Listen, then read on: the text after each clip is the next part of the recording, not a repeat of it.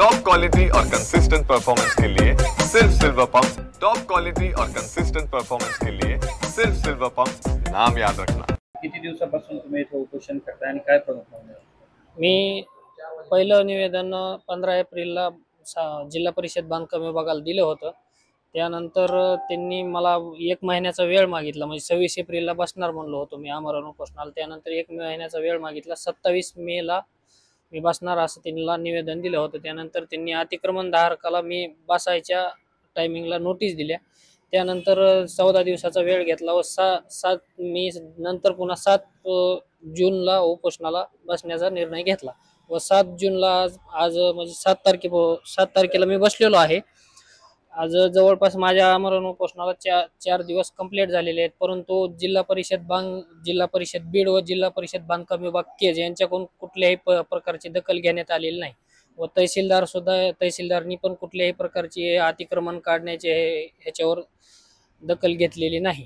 किती ठिकाणी अतिक्रमण आहे? अतिक्रमण 3 ठिकाणी आहेत, चिंचोली माळी नागबेट वस्ती ते श्री संत नामदेव महाराज, तसेच दवाखाना रोड म्हणजे बाजार स्थळ, तसेच श्री संत नामदेव महाराज तीर्थक्षेत्र परिसर, एवढ्या ठिकाणी 3 ठिकाणी अतिक्रमण आहे। परंतु आणखी प्रशासनाकडून कुठल्याही प्रकारची दखल घेण्यात आलेली नाही। मला उपचार मी घेण्यास नकार दिलेला आहे। मी उपचार जोपर्यंत ही पूर्ण अतिक्रमण JCB लावून हटविण्यात येत नाही तोपर्यंत मी इथून हटणार नाही। लवकरात लवकर अतिक्रमण हटविण्यात आले पाहिजे।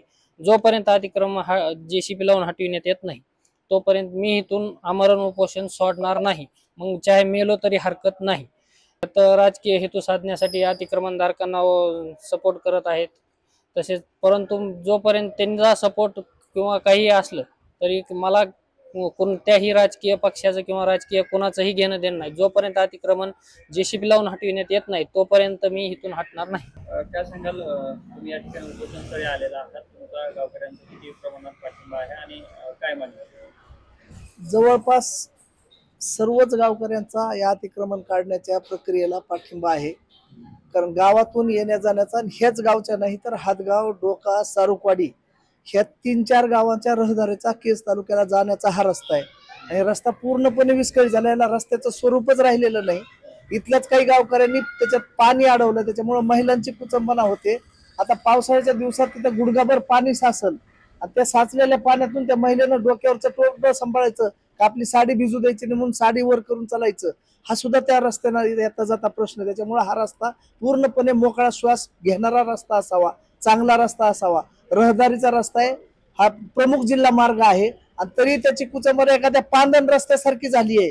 तर त्याच्यामुळे सगळ्या गावकऱ्यांची फार जुनी मागणी आहे, पण तिला या उपोषणाच्या निमित्तानं आता मूर्त स्वरूप येत आहे, तर याच्याबद्दल गावकऱ्यांना अति आनंद आहे।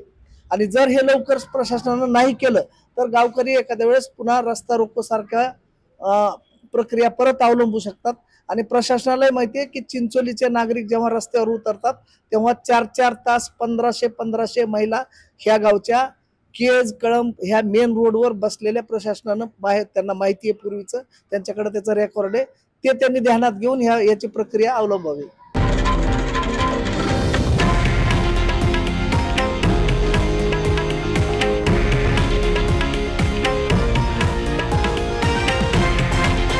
हे आहे देशातील नंबर 1 न्यूज नेटवर्क आणि आपण पाहत आहात TV9 मराठी, एकमेव।